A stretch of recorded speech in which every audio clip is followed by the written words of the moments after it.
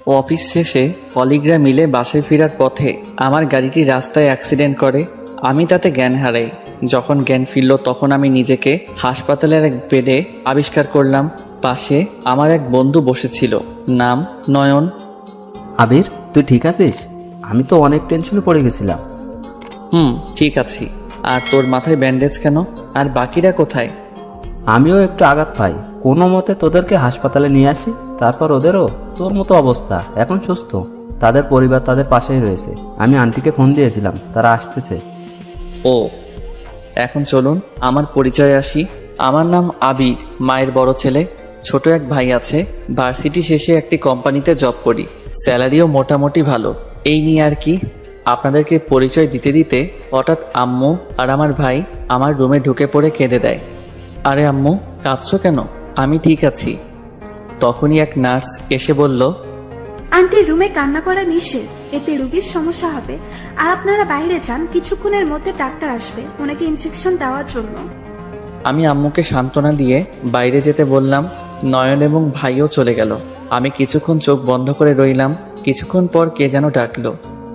এই যে শুনছেন? আমি ঘুরে তাকাতেই অবাক। নীলা। কিছুক্ষণ কোনো কথা বললাম না, আবার আগের মতো স্বাভাবিক হওয়ার চেষ্টা করলাম। ডক্টরও কোনো কথা না বলে আমার পায়ের এবং হাতের কাটা জায়গাতে ব্যান্ডেজ লাগিয়ে দিল। আমি এক দৃষ্টিতে তাকিয়ে রইলাম। আমি অতীতের অভিমান কাটিয়ে বললাম, কেমন আছো নীলা? সে কোনো উত্তর দিল না। আমাকে ইনজেকশন দিয়ে চলে যেতে নিলে আমি তার হাত ধরে বললাম, এখনো কি অভিমান করে থাকবে?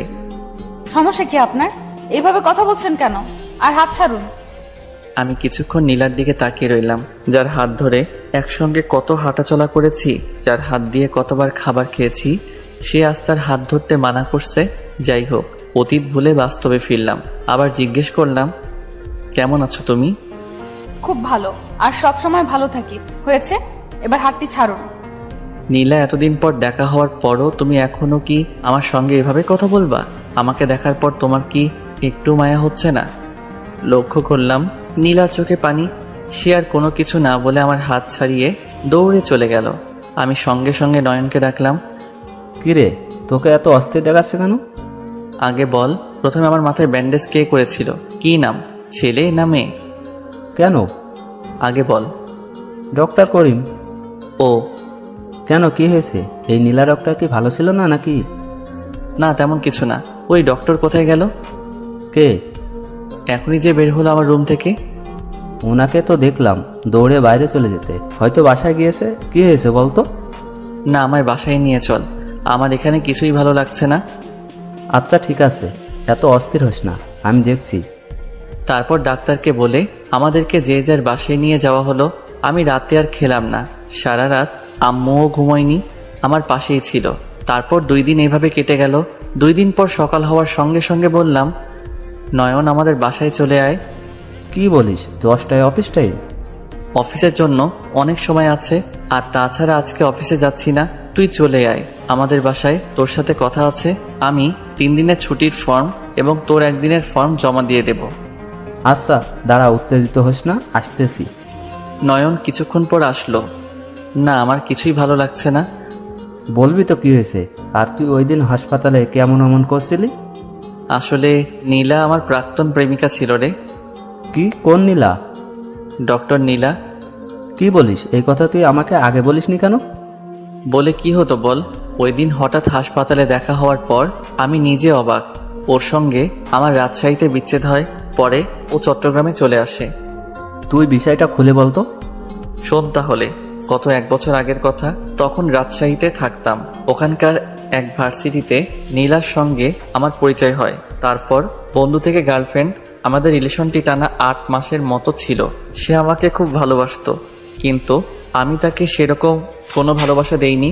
শুধু সময় কাটানোর জন্য রিলেশন করতাম। আমার জীবনে আরও 2টি মেয়ে ছিল যাদের সঙ্গে আমি রিলেশন করতাম, কিন্তু এই বিষয়টি নীলা জানতো না। পরবর্তীতে সে জানতে পেরে আমাকে কোনো কিছু না বলে ওই শহর থেকে অন্য কোনো শহরে শিফট হয়। বিশ্বাস করো, ও চলে যাওয়ার পর আমি ওকে অনেক মিস করেছি। তখন বুঝতে পারি যে আমি নীলাকে সত্যি ভালোবেসে ফেলেছি। ও চলে যাওয়ার পর ওকে অনেক খুঁজেছি, কিন্তু কোথাও পাইনি। পরে ভার্সিটি শেষ করার পর আমার চাকরি চট্টগ্রামে ওকে হলো। তারপর এই পর্যন্তই। গল্পগুলো বলতে বলতে আমি কেঁদে দিয়েছি। লক্ষ্য করলাম নয়নও কেঁদে দিয়েছে। তুই এগুলো আমাকে আগে বলিসনি কেন? দোস্ত, যে করেই হোক আমাকে ওর চাই। ওর জন্য আমি এতদিন বিয়ে করিনি, কিন্তু আজকে দেখার পর থেকে ও আমার সঙ্গে ঠিকমতো কথা পর্যন্ত বলল না। আর ওর যদি বিয়ে হয়ে যায়? খবরদার নয়ন, এই কথা মুখে আনবি না তুই। প্লিজ, তুই যে করে পারিস ওর ঠিকানা আমাকে এনে দে। আচ্ছা ঠিক আছে, তুই শান্ত হ, আমি দেখছি ওই হাসপাতালে গিয়ে তার ব্যাপারে কিছু জানতে। ও বলতেই আমি ওকে জড়িয়ে ধরলাম। অপরদিকে নীলা 2 দিন ধরে হাসপাতালে আসে না, 2 দিন রুমে কাটিয়েছে। কি হয়েছে মা? তুই এমন উদাসীন হয়ে বসে আছিস কেন? কিছু কি হয়েছে? বল আমায়। না আম্মু, তেমন কিছু না, শুধু মাথা ব্যথা করছিল এই আর কি। আয়, তোর মাথাটা একটু টিপে দেই। না আম্মু, ঠিক আছে। আমি কোনো কথা শুনছি না, আয়। আচ্ছা দাও তাহলে। তোকে একটা কথা বলি, রাগ করবি না তো আবার? না, বলো। তুই আমাকে বল তো, তুই কবে বিয়ে করবি? এই বয়সে তুই একা একটা মেয়ে, আমাকে কি ভালো লাগে বল? অনেক বিয়ের প্রপোজাল আসতেছে, কিন্তু তুই না করে দিচ্ছিস কেন বল তো মা? কথাটি শোনার পর নীলার মনটি আরো খারাপ হয়ে গেল। বারবার এখন তার আমার কথাই মনে পড়ছে। তার জন্যই তো সে এতদিন বিয়ে করেনি এবং কাউকে বিয়ে করতেও চায় না। কি হলো, চুপ করে আছিস যে? আম্মু, আসলে আমি বিয়ে করতে চাই না। কি বলছিস এসব? তুই মেয়ে, বিয়ে না করে একা কিভাবে থাকবি বলতো? তুই কি পাগল হয়ে গেছিস? দেখ নীলা, তুই যদি কাউকে ভালোবেসে থাকিস তাহলে আমাকে বল, আর যদি সে তোর জীবনে না থাকে তাহলে তুই কেন একটি ছেলের জন্য নিজের জীবন নষ্ট করবি বলতো মা? কারোর জন্য কারোর জীবন থেমে থাকে না। বলেই আম্মু তার দিকে এবং নীলা তার আম্মুর দিকে কিছুক্ষণ তাকিয়ে রইল। আচ্ছা ঠিক আছে, তুমি যার সঙ্গে আমার বিয়ে ঠিক করবা আমি তাকেই বিয়ে করব। তুই সত্যি বলছিস? কিন্তু আমার মনে হচ্ছে তুই মন থেকে বলছিস না। কেউ থাকলে বল আমায়। আম্মু তুমি যাও তো, আমি বলছি, ছেলে দেখো। আচ্ছা ঠিক আছে। আম্মু চলে যাওয়ার পর নীলা চোখের কয়েক ফোঁটা পানি ফেলল। নিজের খুশির জন্য না হলে অন্তত পরিবারের খুশির সাথে বিয়েটা করার জন্য রাজি। অপরদিকে নয়ন হাসপাতালে গিয়ে নীলার সব ডিটেলস এক নার্সকে জিজ্ঞেস করলো। Excuse me, good morning. Good morning. জি বলুন, কি বলবেন? আসলে আমি নীলার সম্বন্ধে জানতে এসেছি। প্রথমে নার্স বলতে রাজি না হলেও জোরাজোরি করাতে নীলার অ্যাড্রেস বলে দেয়। নীলা কত মাস আগে এখানে জব নিয়েছে বলতে পারবেন কি? জি, প্রায় 10 মাস। ওকে, আপনাকে অসংখ্য ধন্যবাদ। আমি বসে আছি আর নীলার কথা ভাবছি। তার অভিমানগুলো সত্যি অনেক বেশি। আমি কেন নীলাকে আগে চিনতে পারিনি? কেন? আমার ভুলের কারণেই সে আজ আমার থেকে দূরে। তখনই দোষ পেয়ে গেছি নীলার সব ইনফরমেশন। বলিস কি? ওকে খুশিতে জড়িয়ে ধরলাম। আরে স্যার, আর আদর করা লাগবে না, আগে শোন। তারপর নয়নের কাছ থেকে নীলার ঠিকানা এবং ও হাসপাতালে কবে জব নিয়েছে সেটা শুনলাম। কিন্তু দোস্ত, আমার একটা খটকা লাগছে। কি আবার? আমি শুনতে ভুলে গেছি যে ওর বিয়ে হয়েছে কি হয়নি। যদি ওর বিয়ে হয়ে যায়? তুই আবার এই কথা বলছিস? আমার বিশ্বাস যে নীলা এখনো বিয়ে করেনি। এখন তাড়াতাড়ি চল, ওদের বাসায় যাই। যেই বলা সেই কাজ। আমি উঠে ফ্রেশ হয়ে খেয়ে সকাল 11টার দিকে রওনা হলাম নীলার বাসার উদ্দেশ্যে। হয়তো ও এই সময় বাসায় নেই, নির্ঘাত হাসপাতালে। আগে শুনেছিলাম নীলার আম্মুর সঙ্গে ও একাই থাকে। আমরা দুইজন সিএনজি করে ঠিকানা অনুযায়ী পৌঁছে গেলাম। এই যে চাচা, বাসায় কি কেউ আছে? জি না, খালাম মার্কেটে গেছে। কখন আসবে বলতে পারেন কি? ঠিক জানি না। ও আচ্ছা, ঠিক আছে, ধন্যবাদ আপনাকে। বলেই নয়ন আর আমি সেখান থেকে চলে আসি। এখন কি করি? নয়ন চল, হাসপাতালে যাব। দুইজন হাসপাতালে গেলাম। এক নার্সকে ডেকে জিজ্ঞেস করলাম, এই যে নার্স, ডক্টর নীলা কি হাসপাতালে আছে? ডক্টর নীলা রুগী দেখছেন, বের হতে একটু সময় লাগবে, আপনারা বসুন। ওকে। দেখে যদি তোকে ইগনোর করে তাহলে কি করবি? ইগনোর করাটাই স্বাভাবিক। দেখি দেখা করে, কাজ না হলে সোজা নীলার আরও কাছে যাব বিকেলের দিকে। আমরা কথা বলতে বলতে নীলা আইসিইউ থেকে বেরিয়ে আসলো। আমাকে দেখা মাত্রই দাঁড়িয়ে কিছুক্ষণ চেয়ে রইল। তারপর হন হন করে তার কেবিনের দিকে হাঁটা ধরলে আমি তার কেবিনের সামনেই হাতটা ধরে ফেলি। এটা দেখে নয়ন সেখান থেকে চলে যায়। তারাও নীলা, আমার কিছু কথা আছে তোমার সাথে। আমার হাত ছাড়ুন। না, ছাড়বো না, আগে আমার কথা শুনতে হবে। আমার হাত ছাড়ুন বলছি, না হলে খারাপ হয়ে যাবে কিন্তু। আমি আপনার কোনো কথা শুনতে চাই না। না, তোমাকে শুনতে হবে। আমি যে তোমাকে এখনো ভালোবাসি নীলা। আমি বলতেই ঠাস ঠাস করে নীলা আমার গালে জ্বর বসিয়ে দিল। কেন আজ মনে পড়লো আমার কথা? তোর জন্য, শুধু তোর জন্য আমি আজ। বলতে চেয়েও বলল না নীলা। হনহন করে নিজের কেবিনে চলে গিয়ে দরজা বন্ধ করে দিল। সবাই আমার দিকে অসহায় দৃষ্টিতে তাকিয়ে আছে। আমি মাথা নিচু করে বাইরে চলে আসলাম। নীলা আমাকে এভাবে সবার সামনে অপমান করতে পারলো? কি এমন বলেছিলাম আমি? জানি তার হাত ধরার অধিকার আমার নেই, কিন্তু অন্তত আমার কথাটুকু শুনতে পারতো। বাইরে আসতেই নয়নকে দেখতে পেলাম। কিরে, তোর মুখ এত ভারী কেন? কিছু কি হয়েছে? তারপর ওকে সব খুলে বললাম। শুনেই নয়ন রেগে বলল, কি? ওই মেয়ের এত বড় সাহস? তুই দাঁড়া, আমি আসতেছি। ওকে থামিয়ে দিয়ে বললাম, না দোস্ত, যাস না প্লিজ। কিছুক্ষণ নীরবতা কাটিয়ে আমরা বাসায় চলে গেলাম। ওইদিকে নীলা নিজের কেবিনে ঢুকে টেবিলে মাথা নিচু করে কাঁদছে। পাশে দাঁড়িয়ে থাকা নার্স তাকে সান্ত্বনা দিচ্ছে। মনটা ভীষণ খারাপ। নীলার এমন ব্যবহারে সত্যি বড়ই অবাক আমি। আগে রিলেশনে থাকার সময় কখনো নীলা আমার সঙ্গে এমন উঁচু গলায় কথা বলার সাহস পর্যন্ত পাইনি, কিন্তু আজ সে আমাকে গালে চর বসিয়ে দিল। কিন্তু সে কি এমন বলতে চেয়েছিল যা সে বলতে চেয়েও বলল না? আমার এসব ভাবতে ভাবতে চোখের কোণায় জল এসে গেল। ভাবলাম, না আর না, আমি কখনোই আর ওর সামনে যাব না। তখনই নয়নের ফোন ধরতেই, কিরে, কি করছিস? এই তো শুয়ে আছি। তুই না আজকে নীলাদের বাসায় যেতে চেয়েছিলি? না রে, আমি আর এসব বিষয়ে জড়াতে চাই না। এত তাড়াতাড়ি হার মেনে নিলি? এই, তুই আবির, একটা সামান্য মেয়ের কাছে হেরে যাস? বন্ধু, নিজের মাঝে বিশ্বাস রাখতে শেখ, বুঝলি? তুই যদি একবার নীলাকে হারিয়ে ফেলিস তাহলে সে সারা জীবনের জন্য অন্য কারো হয়ে যাবে। জীবন একটাই, বুঝছিস? নয়নের এসব কথা শুনে নিজের প্রতি একটা ফিলিংস পাচ্ছি এখন। নয়ন বলে উঠল, আর তাছাড়া আমি কিছুক্ষণ আগে তার এক কলিংয়ের মাঝে জানতে পারলাম যে নীলার এখনো বিয়ে হয়নি এবং তোকে গালে চড় মারার পর তার কেবিনে গিয়ে কান্না করেছিল। এইটা কথা শোনার পরে আমি লাফিয়ে উঠি। তুই কিভাবে জানলি? ওখানে পরে আবার গিয়েছিলাম, নার্সের কাছ থেকে এসব জানতে পারি। নয়ন, তুই রেডি হয়ে বাইরে আয়, আমরা তাদের বাসায় যাব তার আম্মুর সঙ্গে কথা বলতে। যেই ভাবা সেই কাজ, গাড়ি করে বেরিয়ে পড়লাম। তাদের বাসার দারোয়ান দরজা খুলে দিল। তাদের বাসার মেইন দরজায় বেল বাজাতেই এক মুরব্বি এসে দরজা খুলে দিলেন। বুঝলাম এটাই নীলার আম্মু, অর্থাৎ আমার ভবিষ্যৎ শাশুড়ি। দেখে আমরা সালাম দিলাম। আসসালামু আলাইকুম আন্টি। ওয়ালাইকুম আসসালাম। তোমরা কে বাবা? আন্টি, আমরা নীলার কলেজের ফ্রেন্ড। নীলা কি বাসায় আছে?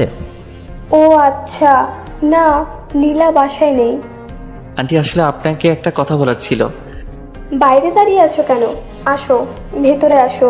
তোমরা বসো, আমি চা বানিয়ে আনছি। না আন্টি, থাক, আমরা চা খাবো না। আসলে আপনাকে খুব গুরুত্বপূর্ণ একটি কথা বলার ছিল, কিন্তু কথাটা কিভাবে যে বলি। আরে সমস্যা নেই, তোমরা নির্দ্বিধায় বলতে পারো। আসলে আন্টি, আমি আপনার মেয়ে নীলাকে ভালোবাসি। কি বলছো তুমি? জি আন্টি, আমি ঠিকই বলছি।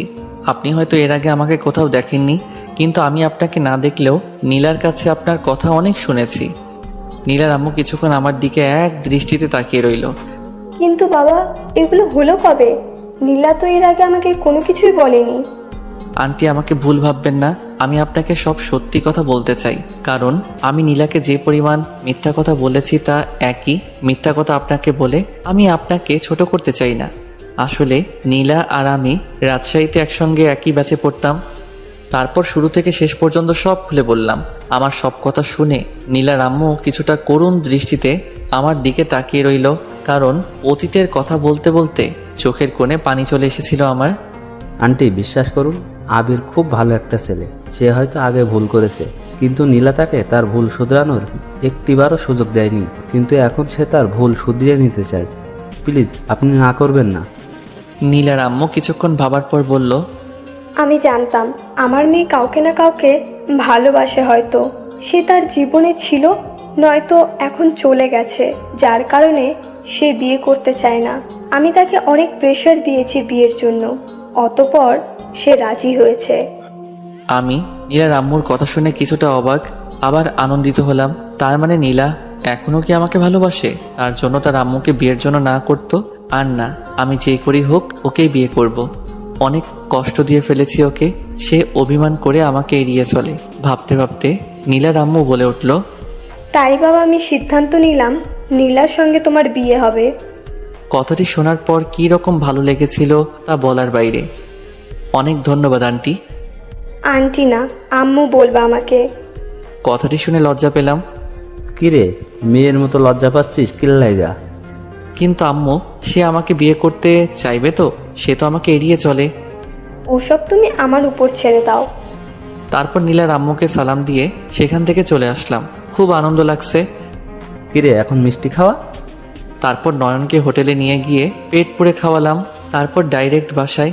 আমি জানি নীলাকে পাওয়ার ইচ্ছে আমার একার নয়, তারও আছে। কথায় আছে মেয়েদের বুক ফাটে কিন্তু মুখ ফাটে না। ও আমার জন্য এতদিন বিয়ে করতে চায়নি, শুধু আমার জন্য অপেক্ষা করে গেছে। কিন্তু এখন আমাকে দেখে অভিমান নিয়ে ওর আম্মুকে বিয়ের জন্য হ্যাঁ বলে দিয়েছে। এখন এভাবে হবে না, তাই আবার নীলার সঙ্গে দেখা করতে যাব। বিকেলের দিকে গাড়ি নিয়ে আবার হাসপাতালে গেলাম একাই। ভেতরে সোজা এক নার্সের কাছে গেলাম। নার্স আমাকে দেখতেই, এই কি হয়েছে আপনার? বসুন বসুন, আমি ডক্টরকে ডাকছি। কি পাঠক পাঠিকারা বুঝতেছেন না তো? আমি জানি নীলা এমনি অমনি আমার সঙ্গে কথা বলবে না, তাই হাতটা হালকা করে কেটে দিয়েছি। হয়তো এটা পাগলামি। নার্স সঙ্গে সঙ্গে আমাকে নীলার কেবিনে নিয়ে গেল। আমাকে নীলা এমন অবস্থায় দেখে কিছুটা অবাক আবার কিছুটা ভয়ও পেয়ে গেল। আমি নীলার দিকে এক দৃষ্টিতে তাকিয়ে আছি। জানি নীলা এখান থেকে চলে যেতে চাচ্ছে, কিন্তু যেতে পারছে না, কেননা এটা তার কর্তব্য। নীলা আমার হাতে ব্যান্ডেজ লাগিয়ে দিচ্ছে আর চোখে আমার দিকে তাকাচ্ছে। তার এমন ভঙ্গিমা দেখে খুব ভালো লাগছে। আমি বললাম, মেডিসিন দেবেন না? নীলা বলে উঠল, আপনি রেস্ট নিন, আমি মেডিসিন দিচ্ছি। সে উঠতে গেলেই আমি আবার তার হাত চেপে ধরি। নীলা প্লিজ, হয়তো এটা জীবনের শেষ সময়। এটা রাগ অভিমান করে থাকার সময় নয়। হাত ছাড়ুন, এটা হসপিটাল। আপনি আপনার কথা বাইরে বলতে পারেন। না, আমি হাত ছাড়বো না। নীলা রেগে হাত ছাড়িয়ে নিয়ে, তুমি নিজেকে কি মনে করো? তুমি যখন ইচ্ছে অন্য মেয়ের সঙ্গে ঘুরবা, আবার তাদের সঙ্গে ঘোরা শেষ হয়ে গেলে আবার আমার কাছে ফিরে আসবা, আর আমি মেনে নিব? আমি অন্য মেয়েদের মতো না আবির, যে অনেক ছেলের সঙ্গে রিলেশন করব। তোমাকে আমি কম ভালোবাসিনি আবির, নিজের থেকেও অনেক বেশি ভালোবেসেছিলাম তোমাকে, কিন্তু এখন আর তোমায় ভালোবাসি না। কথাগুলো বলতে বলতে নীলার চোখে পানি চলে আসলো। তাহলে এখন আমায় না ভালোবেসে থাকলে কেন আজ পর্যন্ত বিয়ে করনি? কেন আমাকে দেখে দূরে সরে যাও? তুমি আমাকে না ভালোবেসে থাকলে কখনো আমার উপর অভিমান করে থাকতে না। আমার কথাগুলো শোনার পর নীলা কিছুক্ষণের জন্য চুপ করে রইল। নীলা, এমনকি তুমি আমার ভুল শুধরিয়ে নেওয়ার একটা চান্সও দাও নাই। বিশ্বাস করো, তুমি না বলে চলে আসার পর থেকে আমি তোমাকে অনেকবার খুঁজেছি, কিন্তু কোথাও খুঁজে পাইনি। লক্ষ্য করলাম নীলার চোখে পানি। শোনেন, আমার আম্মুকে আমি বিয়ের জন্য হ্যাঁ বলে দিয়েছি, আর প্লিজ আমাকে ডিস্টার্ব করবেন না। নীলা আর কোনো কিছু না বলে ওষুধ দিয়ে কেবিন থেকে বেরিয়ে গেল। তুমি যতই বলো আমাকে ভালোবাসো না, কিন্তু মনে মনে তুমিও আমাকে চাও। বিয়ে তো তোমার আমার সঙ্গেই হবে। হ্যাঁ, আমার মনটা খারাপ, আবার কিছুটা খুশি লাগছে, কিন্তু আরও আনন্দ অনুভব করতাম যখন নীলা আমাকে নিজে মেনে নিত। তারপর আমি হাসপাতাল থেকে বাসায় চলে আসি। ওদিকে নীলা হাসপাতাল থেকে সোজা তার বাসায় চলে যায়। কি রে, কখন আসলি? এই তো আম্মু, এই মাত্র। বলেই নীলা রুমে চলে গেল। নীলার আম্মু তার পিছু তার রুমে গিয়ে, কি রে মা, কিছু কি হয়েছে? তোকে এমন দেখাচ্ছে কেন? মনে হচ্ছে কিছুক্ষণ আগে কান্না করেছিস। না আম্মু, কিছু না। ও এমনি আসার সময় চোখে বালি পড়েছিল, তাই হয়তো মনে হচ্ছে তোমার। আমার কাছ থেকেও কি সব লুকাবি রে মা? সব খুলে বল আমাকে, কি হয়েছে? বলছি তো আম্মু, কিছু হয়নি।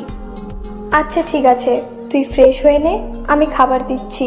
আর তোর সঙ্গে কথা ছিল তোর বিয়ে নিয়ে। এই কথা শোনার পর নীলার মনটি আবার খারাপ হয়ে গেল। তারপর নীলা ফ্রেশ হয়ে খাবার খাওয়া হয়ে গেলে নীলার আম্মু বলল, মা, আমি তোর বিয়ের জন্য এক ছেলেকে দেখেছি। ছেলে প্রাইভেটে জব করে, তার পরিবারে তার মা আছে। কালকে ছেলের মা তোকে দেখতে আসবে। আর সব থেকে বড় কথা, ছেলেটা তোর সমবয়সী ছেলে। কথাগুলো শুনে নীলার চোখে পানি চলে আসলো। নীলার আম্মু কিছুটা বুঝতে পারলো, কিন্তু কিছু বলল না। এই নে, দেখ ছেলের ছবি। ছেলে দেখতে কেমন? না মা, আমি দেখবো না। তোমার ছেলে পছন্দ হয়েছে, এটাই অনেক। আমি এই বিয়েতে রাজি। কথাটা বলে নীলা দৌড়ে নিজের রুমে চলে গেল। অপরদিকে আমি শুয়ে শুয়ে ভাবছি, আজকে থেকে অফিসের ছুটি শেষ, আগামীকাল থেকে আবার অফিসে যেতে হবে। চাকরি জীবনটা বড়ই অদ্ভুত, কোনো স্বাধীনতা নেই। আবার জীবনের শুরু থেকে পড়াশোনা, তারপর ইন্টার, অনার্স, মাস্টার্স পড়াশোনা শেষ করি, আবার চাকরি খোঁজা, চাকরি পাওয়ার পর ব্যস্ততা, এর মাঝেই ভালোবাসার মানুষটিকে সময় দেওয়া। কতই না কষ্ট এই জীবনে। ছেলেদের জীবনটা যুদ্ধের থেকে কি আর কম? নীলা যদি আমার এগুলো বুঝতো তাহলে কখনোই আমাকে এড়িয়ে চলতো না। শুধু নীলা কেন, যে কেউ তার ভালোবাসার মানুষটাকে ভালোবেসে কাছে থাকতো। এসব ভাবতে ভাবতে ঘুমিয়ে গেলাম। সকাল হতেই নয়নের ফোন। হ্যালো, কি হয়েছে বল। আজকে অফিস আছে, মনে আছে তো? হ্যাঁ মনে আছে, এখন ঘুমাতে দে, আরও একটু ঘুমাই বলেই ফোনটা কেটে দিলাম। আবার কে যেন ফোন করলো। ফোনটা হাতে নিয়ে দেখে আননোন নাম্বার। ফোন রিসিভ করতেই হ্যালো আবির, আমি নীলার আম্মু বলছি। কথাটা শোনার পর লাফ দিয়ে বসে পড়লাম। আসসালামু আলাইকুম আন্টি, কেমন আছেন? ওয়ালাইকুম আসসালাম। আলহামদুলিল্লাহ ভালো আছি, কিন্তু আমি তোমাকে কি বলে ডাকতে বলেছিলাম তা ভুলে গেলে কি? সরি হবু শাশুড়ি আম্মু, আমি ভুলে গেছিলাম। মনে থাকে যেন। আর তোমাকে একটি সুখবর দিতে চাই। সুখবরের কথা শুনে কেন জানি নাচ দিতে ইচ্ছে করছে। যাক, আগে শুনি তারপর। জি শাশুড়ি আম্মু, বলুন। নীলা বিয়ের জন্য রাজি হয়েছে, কিন্তু বাবা ও ছবি দেখলো না। আমার ছবি আপনি কোথায় পেলেন? আমি জানি নীলা ছবি দেখবে না, তাই অন্য একটা চিঠির মতো কাগজ দেখিয়েছিলাম, যার ভেতরে কোনো ছবি ছিল না। যদি সে পরে বুঝতে না পারে যে আমি সব জেনে বিয়ে দিচ্ছি। শাশুড়ি আম্মু, সে যদি ছবি না দেখে তাহলে তো সে বিয়েটা মন থেকে করছে না। আমি জানি বাবা, গতকাল বিয়ের কথা বলতেই নীলার চোখে জল দেখেছিলাম আমি, কিন্তু দেখবা বিয়ের পর সব ঠিক হয়ে যাবে। আর শোনো, তুমি তোমার আম্মুকে আজ বিকেলে আমাদের বাসায় পাঠিয়ে দিও। নীলাকে আজকে বাসায় থাকতে বলেছি, আর তুমি আসলে হয়তো ও বিয়েতে না করে বসবে। ওকে ঠিক আছে শাশুড়ি আম্মু। কথাটি শোনার পর খুশি লাগছে, আবার মনটাও ভীষণ খারাপ। এই ভেবে যে বিয়ের পর নীলার রিয়াকশন দেখতে কেমন হবে। বিয়ে করে আমাকে দেখার পর ও কি বিয়েটা মেনে নিবে? তারপর আমি ফ্রেশ হয়ে আমার আম্মুকে অতীত থেকে শুরু করে সব ঘটনা আম্মুকে খুলে বললাম। কথাগুলো শোনার পর ঠাস ঠাস করে আমার গালে চর বসিয়ে দিল। তোর তলে তলে এত কিছু ঘটে গেল, আর তুই আমাকে আজ বলছিস?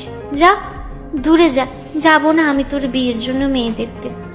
প্লিজ মা, এমন করো না। তুমি ছাড়া আমার আর কে বা আছে বলো? হয়েছে, ছাড়, পাম দিতে হবে না। খেয়ে অফিসে যা, বিকেলে আমাকে পৌঁছে দিয়ে আসবি। আমি আম্মুকে ধন্যবাদ জানিয়ে নাস্তা করে অফিসে চলে গেলাম। ওখানে নয়নকে সব খুলে বললাম। কি বলিস?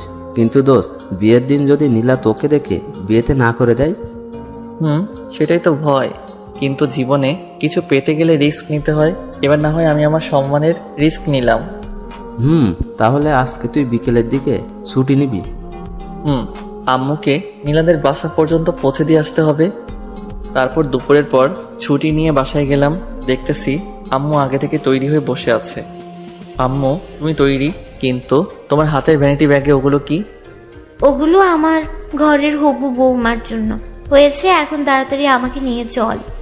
তারপর আমি সিএনজি করে আম্মুকে তাদের বাসা অবধি পৌঁছে দিয়ে হবু শাশুড়ি আম্মুকে ফোন দিয়ে জানিয়ে দিলাম। তিনি বাসা থেকে বের হয়ে এসে আম্মুর সঙ্গে পরিচিত হলেন। তারপর তারা বাসায় গেলেন। আমি কোনো কথা না বলে সিএনজি করে বাসায় চলে আসি। ওখানে থাকলে নীলা দেখে ফেললে সর্বনাশ। আম্মু, শাশুড়ি আম্মু নীলাদের বাসায় ঢুকতেই আম্মুকে বসতে দিয়ে শাশুড়ি আম্মু নীলাকে ডাক দিলেন। নীলা আজ শাড়ি পরেছে। হাতে নাস্তার কফিটি নিয়ে আম্মুর সামনে আসতেই নীলাকে দেখে, বাহ, আপনার মেয়ে তো দেখছি বেশ সুন্দরী। কথাটা শুনে নীলা খানিকটা লজ্জা পেল। আসসালামু আলাইকুম আন্টি। ওয়ালাইকুম আসসালাম। কেমন আছো মা? জি আলহামদুলিল্লাহ আন্টি, আপনি কেমন আছেন? খুব ভালো। কিন্তু তুমি দাঁড়িয়ে আছো কেন? বসো। জি। তারপর আম্মু নীলার সম্বন্ধে সব জানলো।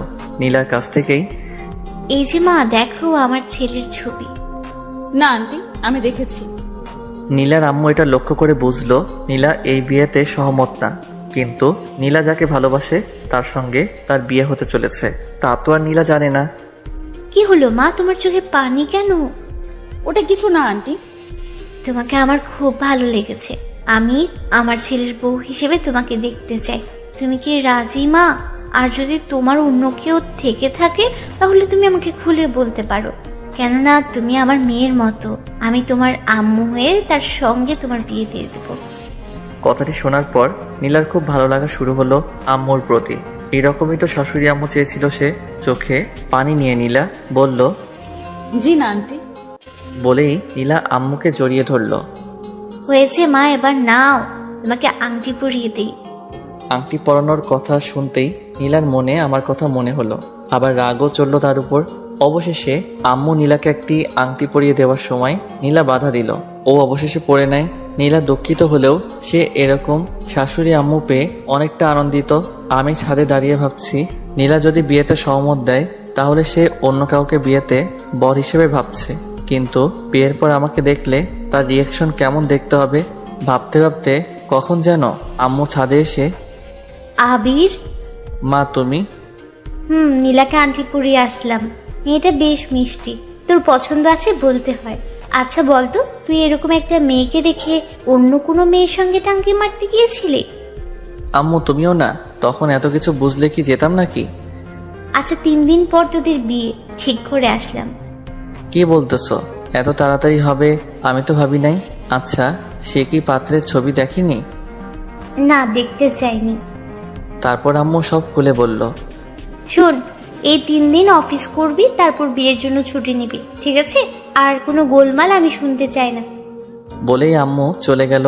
তার মানে নীলা আম্মুকে অনেক পছন্দ করেছে, আবার আংটি পরতেও দ্বিধাবোধ করছিল। আমি জানি নীলার মনে এখনো আমি আছি। অবশ্য আমি জানি সে অভিমানে বিয়েতে হ্যাঁ করেছে। সে ভাবছে বিয়েটা অন্য ছেলের সঙ্গে হবে। সে তো আর জানে না বিয়েটা তার আমার সঙ্গে হতে চলেছে। সে কি একথা জানে না যে একটি দুর্ঘটনা সারা জীবনের কান্না? বিয়েটা আমার সঙ্গে হলেও আমি ততটাও আনন্দিত না, কারণ সে আমাকে দেখে সহমত দিলে আমি অনেক আনন্দবোধ করতাম। যাক, এসব ভাবতে ভাবতে নয়নের ফোন। কিরে, কই তুই? বাসায় আছি, তুই কোথায়? অফিস ছুটি, বাসায় যাচ্ছি। তারপর বল, কিছু হলো কি? তারপর ওকে সব খুলে বললাম। কি বলিস? হ্যাঁ বলে দিয়েছে? হুম। তাহলে তো ভালো হলো। এই 3 দিন অফিস করবি, তারপর ছুটি নিবি। আমাকে কি ইনভাইট করবি নাকি? আরে কি বলছিস? তুই বেস্ট ফ্রেন্ড এই কথা বললি? তুই অবশ্যই বিয়েতে থাকবি। তারপর ওর সঙ্গে কথা বলে ফোন কেটে দিলাম। এইভাবে একদিন কেটে গেল। সকালে ঘুম থেকে অফিসে ওঠা, আবার বাসায় আসা, আর হাতে মাত্র 2 দিন বাকি। কিন্তু নীলার সঙ্গে দেখা নেই। বাসায় গিয়ে ওই আবার এক কাজ। পরের দিন অফিস থেকে বাসায় আসার সময় ভাবলাম নীলা যে হাসপাতালে থাকে সেদিক দিয়ে যাব। ওরও তো এই সময় ছুটি, সিএনজি করে যাচ্ছি। এ কি, নীলা রাস্তায় দাঁড়িয়ে? সে হয়তো বাসায় যাওয়ার জন্য বাইরে দাঁড়িয়ে আছে। সে আমার সিএনজিটাই দাঁড় করালো। সিএনজিতে উঠতে গিয়ে নীলা আমাকে দেখে ফেলে। নীলা কিছুক্ষণ আমার দিকে তাকিয়ে রইল। লক্ষ্য করলাম নীলার চোখের নিচে কালো দাগ পড়ে আছে। অবশ্য জানি এটা কেন। সে সিএনজিতে উঠতে দ্বিমত করলে বসতে পারেন, আমি কোনো কথা বলবো না। তারপর নীলা সিএনজিতে আমার পাশের সিটে উঠে বসলো। সিএনজিতে শুধু আমরা 2 জন। কিছু দূর যাওয়ার পর আমি কথা না বলে থাকতে পারলাম না। তুমি তো অনেক শুকিয়ে গেছো দেখছি। নীলা অন্যদিকে তাকিয়ে কোনো সাড়া নেই। কি হলো, কথা বলছো না কেন? এখনো কি আমার উপরে অভিমান করে থাকবা? নীলা, আমি আগেও বলেছি এটা অভিমান করে থাকার সময় নয়, বরং এটা। বলতে না বলতেই, প্লিজ, আমি আপনার কোনো কথা শুনতে চাই না। আর শুনুন, আমার বিয়ে ঠিক হয়ে গেছে, এখন আমি অন্য কারোর। সো প্লিজ এইভাবে আমাকে ডিস্টার্ব করবেন না। কথাটি শুনেই চোখের জল বেরিয়ে আসলো, কিন্তু সেটা প্রকাশ করলাম না। নীলা, তোমার হাতগুলো কি আর একবার ধরতে পারি? নীলা কোনো কিছু না বলে বলল, ড্রাইভার, গাড়ি থামান। আর আমার বাসায় এসে পড়েছি। আর হ্যাঁ, আপনাকে দাওয়াত রইল বিয়েতে আসার কাল রাতে। বলেই নীলা দৌড়ে চলে গেল। কথাটি কিছুটা কান্না ভেজা চোখ নিয়ে বললেও সেটা বুঝতে না দিলেও আমি বুঝতে পেরেছি নীলা তার বিয়েতে আমাকে ইনভাইট করলো। সে তো আর জানে না বিয়ের বর আমি নিজে। তারপর আমি বাসায় চলে আসি, এসে খেয়ে ঘুমিয়ে যাই। সকাল হতেই আম্মু বলল, কি রে আবির, আর কত ঘুমাবি? ওঠ, আজকে বাদে তোর আগামীকাল বিয়ে। মা আরও একটু ঘুমাতে দাও। ওঠ বলছি। আর শোন, আমরা বিয়ের আয়োজন শুরু করে দিয়েছি। আজকে তোর খালা আর তার মেয়ে আসবে। তারা এসে রাতেই আমরা মেয়ে আনতে যাব। মা, এটা আমার বিয়ে, তোমার একমাত্র ছেলের বিয়ে, আর তুমি কি না কোনো অনুষ্ঠান করবে না? করবো তো, আত্মীয় স্বজনরা আসছে বলে। আর তোর হবু শাশুড়ি আম্মু ফোন করেছিল সকালে, বলল বিয়েতে অনুষ্ঠান হবে এবং তাদের বাসায় অনেক মেহমান। তুই আজকে ছুটি নিয়ে নে। বলেই আম্মু চলে গেল। আমি অফিসে ফোন করে বিয়ের জন্য ছুটি নিলাম। তার সঙ্গে নয়নেরও ছুটির কথা জানিয়ে দিলাম। আমি ফ্রেশ হয়ে খাবার খেতে গেলাম। ততক্ষণে বাসায় দূরের মেহমান চলে এসেছে। খালা এবং তার মেয়ে আমাকে দেখার সঙ্গেই বলল, আরে আবির, কেমন আছিস? আরে নদী, কখন আসলি? এই তো এই মাত্র আসলাম। আসসালামু আলাইকুম খালা, কেমন আছেন? আলহামদুলিল্লাহ ভালো বাবা, তুমি কেমন আছো? আলহামদুলিল্লাহ ভালো। আম্মু খালা আসছে। তারপর তাদেরকে রুমে নিয়ে গেলাম। কিছুক্ষণ পর নয়নও চলে আসলো। এভাবে গল্প করতে বিয়ের সময় চলে আসলো। অপরদিকে নীলা বউ সেজে বসে আছে। তাদের বাসায় সহ মেহমান ভর্তি লোকজন। আচ্ছা মা, হবু জামাই আসলে তার সঙ্গে কি কথা বলবি না? না মা, আমার বিশ্বাস তুমি আমার জন্য ভালো ছেলে দেখেছো। কিন্তু মা, তুই একবার কথা বলিস। মা, বিয়ে আজকে, কথা বলে কি হবে? তারপর নীলার আম্মু নীলাকে জড়িয়ে ধরে কেঁদে দিল, সাথে নীলাও কেঁদে দিল। মা, আমি যার সঙ্গে তোর বিয়ে দিচ্ছি সে অনেক ভালো একটা ছেলে, তুই বিশ্বাস রাখ, ও তোকে খুব খুশিতে রাখবে। আর তুই আমাকে কথা দে, তুই ছেলেকে দেখার পর কখনো পালিয়ে আসবি না। এ তুমি কেমন কথা বলছো মা? না, তুই আমাকে কথা দে। কথা দিলাম। তারপর আবার জড়িয়ে কান্না শুরু করে নীলা। কিছুক্ষণ পর নীলা বাইরে এসে কাউকে খুঁজে কিন্তু পায় না। এই কি, তাহলে আবির আমার বিয়েতে আসেনি? এসব হতে বিয়ের সময় ঘনিয়ে আসলো। আমরা গাড়ি নিয়ে রওনা হলাম। অবু শ্বশুরের বাসায় পৌঁছে তাদের বাসায়ও দেখছি অনেক মেহমান। কিছুক্ষণ পর নীলাকে বউ সেজে নিয়ে আসা হলো। দেখতে অসাধারণ লাগছে। লাল শাড়িতে কি অপরূপ দেখাচ্ছিল তাকে। নীলাকে আমার কাছেই বসানো হলো। তারপর বিয়ের সব রীতিনীতি মেনে আমাদের বিয়েটা সম্পন্ন করা হলো। কিন্তু নীলা আমার দিকে একবারও তাকায়নি। নীলাকে নিয়ে আসার সময় সে তার আম্মুকে জড়িয়ে ধরে অনেকবার কেঁদেছে। নীলাকে নিয়ে গাড়িতে বসে আছি। জানালার ওপার হয়ে সে শুধু কেঁদে চলেছে। আমি তার দিকে টিস্যুর বক্সটা এগিয়ে দিলাম। এইভাবে বাসায় চলে আসলাম। আজ আমার বাসর রাত। খুব অদ্ভুত লাগছে। আমার বিয়েটা এভাবে হবে আমি স্বপ্নেও ভাবিনি। বাস্তবে ভাবো তো দূরে থাক, আরও ভালো লাগতো যদি নীলা ইচ্ছায় আমাকে বিয়ে করত। কিন্তু কি আজব, তার বিয়ে, অথচ সে আমার উপর অভিমান করে তার হবু বরকে দেখলো না। কিরে, তুই ছাদে কি করিস? আরে নয়ন, তুই ঘুমাসনি? না, ঘুমাতে যাচ্ছি। আর তুই এখানে কি করিস? তাড়াতাড়ি রুমে যা, গিয়ে ভাবির মিষ্টি মুখটা দেখবি না? আমার তো ভয় লাগছে রে। সে আমাকে দেখার পর কি যে করে বসবে কে জানে। আরে ভয় পাস কেন? কিচ্ছু হবে না, তুই ভেতরে যা। আর হ্যাঁ, সময় হলে ভাবির সঙ্গে আমার পরিচয় করিয়ে দিবি। বলতেই আমি ওকে জড়িয়ে ধরলাম। অনেক ধন্যবাদ বন্ধু, তুই আমাকে সাহায্য করেছিস। এইসব বলে কি তুই এখন আমায় লজ্জা দিবি? আরে কি বলিস? তাহলে তাড়াতাড়ি যা, না হলে রাত শেষে সকাল হয়ে যাবে। তারপর আমি রুমের দরজার কাছে আসতেই ভয় লাগতে শুরু করলো। কেমন হবে নীলার রিয়াকশন ভাবতেই ভয় লাগছে। রুমের ভেতরে ঢুকলাম। নীলা খাটের উপরে ভদ্র মেয়ের মতো মাথায় ঘোমটা দিয়ে বসে আছে। রুমের দরজা লাগিয়ে দিয়ে তার কাছে যেতেই হঠাৎ নীলা বলে উঠল, প্লিজ আমার কাছে আসবেন না। আমি এই বিয়েটা করতে চাইনি, কিন্তু বিশ্বাস করুন আমি একজনকে ভালোবাসতাম, তাই রাগে অভিমানে আপনাকে বিয়ে করেছি। আর এখন তাকে আমি ভালোবাসি। প্লিজ আমাকে ভুল বুঝবেন না। আপনি যা যা বলবেন আমি তাই তাই করব, কিন্তু আমার কাছে আসবেন না। আমার নিজেকে মানিয়ে নিতে কিছুটা সময় লাগবে।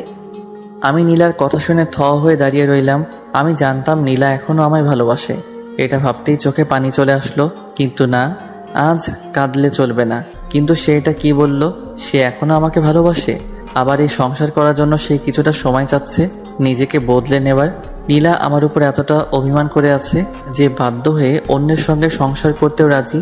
আমার কোনো উত্তর না পেয়ে আপনি কোনো কথা বলছেন না কেন? আমি কোনো কিছু না বলে খাটে গিয়ে বসলাম। ঠিক আছে, আমি আপনাকে স্পর্শ করব না। আপনি আপনার ঘোমটাটা সরান। আমার গলার আওয়াজ চিনতে পেরেই সঙ্গে সঙ্গে ঘোমটা সরিয়ে নীলা কিছুক্ষণ আমার দিকে অবাক দৃষ্টিতে তাকিয়ে রইল। কি হলো নীলা, এইভাবে কি দেখছো? আমাকে চিনতে পারোনি? না, এটা বিশ্বাস হচ্ছে না যে আমি এখানে কি করছি। আমি তোমাকে বিয়ে করেছি। তোমার আম্মুকে আমাদের সব কথা খুলে বলেছিলাম, তারপর তিনি বিয়েতে রাজি হন। নীলার দিকে তাকাতেই তার চোখে পানি দেখলাম। বুঝলাম সে প্রচুর রেগে আছে। নীলা আমাকে কোনো কিছু না বলে বিছানা থেকে নেমে সোজা দরজার দিকে হাঁটা ধরল। আমি তার হাত ধরে বললাম, কোথায় যাচ্ছ নীলা? হাত ছাড়ুন, না হলে ভালো হবে না। কিন্তু আপনার মতো প্রতারকের সঙ্গে আমার সংসার করার কোনো ইচ্ছা নেই। হাত ছাড়ুন বলছি। নীলা, কি বলো এসব? বাড়ি ভর্তি মেহমান, তুমি এভাবে গেলে মানুষ কি ভাববে? নীলা এক ঝটকায় আমার হাতটি ছাড়িয়ে নিল। আপনার মতো একজন প্লে বয় প্রতারকের কাছে আমি থাকতে চাই না। আপনি একজন প্রতারক। আগে তো মানুষের মন নিয়ে খেলেছেন, আর এখন প্রতারণা করছেন। আপনার মতো বেহায়া লোক আমি আমার জীবনে দেখিনি। নীলার এই কথাগুলো শুনে আর রাগ কন্ট্রোল করে রাখতে পারলাম না। সঙ্গে সঙ্গে ঠাস ঠাস করে গালে 2টা চড় বসিয়ে দিলাম। নীলা তাল সামলাতে না পেরে মেঝেতে পড়ে গেল। মেঝেতে বসে থেকে গালে হাত দিয়ে আমার দিকে তাকিয়ে রইল। তারপর আমি তাকে হাত ধরে দাঁড় করালাম। রাগে আমার চোখগুলো লাল হয়ে গেছে। নীলা এতে অনেকটা ভয়ে আছে বুঝতেছি। দাঁড়া হয়ে গেলে হাত দিয়ে এখনো আমার দিকে কান্নামাখা মুখ নিয়ে তাকিয়ে আছে। এবার বলো আমি কি ভুল করেছি? কোথায় প্রতারণা করেছি বল? আমি তোকে কোথায় ঠকিয়েছি? হ্যাঁ, আমি আগে প্লে বয় ছিলাম, তা আমি স্বীকার করছি। তোর মন নিয়ে খেলা করেছি, তাও আমি স্বীকার করছি। কিন্তু তার জন্য আমি তোর কাছে অনেকবার ক্ষমা চাইতে এসেছি, কিন্তু তুই করেছিস ক্ষমা? পরে আমি আমার ভুল বুঝতে পেরে তোকে পাগলের মতো খুঁজে বেড়াই, কিন্তু না, কোথাও খুঁজে পাইনি। তুই চলে আসার পর থেকে বুঝতে পারি যে আসলে আমি তোকে কতটা ভালোবাসি। তুই আমার ভুল শুধরানোর কি একটা সুযোগ দিয়েছিলি? লক্ষ্য করলাম নীলা ভয়ে কাঁপছে। আসলে তুমি আমাকে সত্যিকার অর্থে কখনো ভালোবাসোনি নীলা। তুমি যদি আমাকে সত্যিকার অর্থে ভালোবাসতে, কখনো আমাকে ছেড়ে অন্য কাউকে বিয়ে তো দূরে থাক, চিন্তাও করতে না। লক্ষ্য করলাম নীলা আমার কথা শুনে ফুপিয়ে ফুপিয়ে কাঁদছে। এখন কাঁদছো কেন? আমার এমন রুড ব্যবহার দেখে, না নিজের ভুল বুঝতে পেরে বলো? নীলা শুধু দাঁড়িয়ে দাঁড়িয়ে কেঁদেই চলেছে। নীলা, আমি তোমাকে কখনো ঠকাইনি, বরং আমাদের সব কথা আমি তোমার আম্মুকে খুলে বলেছিলাম। শোনার পর তিনি এই বিয়েতে রাজি হন। তোমাকে তিনি ছবিও দিয়েছিল দেখতে, কিন্তু তুমি দেখোনি। আবার আমার আম্মু তোমাকে দেখতে এসে আমার ছবি তোমাকে দিয়েছিল, তুমি দেখতে চাওনি। এমনকি বরের নাম কি তুমি তা জানতেও প্রয়োজন বোধ করনি। তুমি ছবিটা দেখলে হয়তো আর এই বিয়েটা হতো না। আর তুমি আমার ছবিটা দেখে বিয়েতে না করলে আমিও তোমাকে আর বিয়ে করতাম না। তোমার আম্মু মনে করেছিলেন তুমি আমাকে বিয়ে করে পরে মেনে নিয়ে সুখে থাকবা, তাই তিনি রাজি হয়েছিলেন। এখন সব শুনে এখনও যদি আমাকে ভুল ভেবে থাকো, তাহলে যাও। আমি রুমের দরজা খুলে দিলাম। আর কখনোই তোমার আশেপাশে আমি যাব না, কখনো ডিস্টার্ব করব না, যাও। নীলা কোনো কিছু না বলে ফুপিয়ে ফুপিয়ে কান্না করতে করতে দৌড়ে ওয়াশরুমে চলে গেল। আমি আবার রুমের দরজাটা লাগিয়ে সোফায় বসে পড়লাম। আজ নিজের মাঝে খুব অভিমান জমেছে। যত রাগ অভিমান ছিল তা আজ সব নীলার উপর ঝেড়েছি। চোখগুলো এখনো আমার লাল বর্ণ ধারণ করে আছে, কিন্তু নীলাকে এত জোরে গালে চড় মারা আমার উচিত হয়নি। পরক্ষণে মনে হলো যে না, গালে চড় মেরে ঠিকই করেছি। সবসময় পাগলামি সহ্য করলে হয় না, শাসনও করতে হয়, আর তার অধিকার আমার আছে। কিন্তু অনেকক্ষণ তো হলো, নীলা এখনো বের হচ্ছে না কেন? দরজার কাছে যেতেই নীলা দরজা খুলে বের হয়ে আসলো। আমাকে দেখে কিছুক্ষণ চোখের দিকে তাকিয়ে রইল। নীলার চোখগুলো লাল বর্ণ আকার ধারণ করেছে। বুঝলাম ওয়াশরুমে গিয়ে অনেক কান্না করেছে। তাতে আমার কি? আমি কোনো কিছু না বলে ওয়াশরুমে ঢুকে পড়লাম। শেরওয়ানিটা চেঞ্জ করলাম।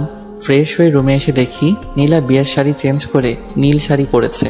কি অপরূপ দেখতে, সুন্দর লাগছে তাকে। নীলাকে এমন ড্রেসে অনেক আগে দেখেছিলাম, এখন দেখতে আরো বেশ সুন্দরী লাগছে। পরক্ষণে কিছুক্ষণ আগের কথা মনে পড়তেই মাথায় রক্ত চড়ে গেল। আমি কোনো কিছু না বলে আমার বালিশ কাঁথা নিয়ে সোফায় শুয়ে পড়লাম। লক্ষ্য করলাম নীলা এখন দাঁড়িয়ে আমার দিকে কান্না মাখা চোখে তাকিয়ে আছে।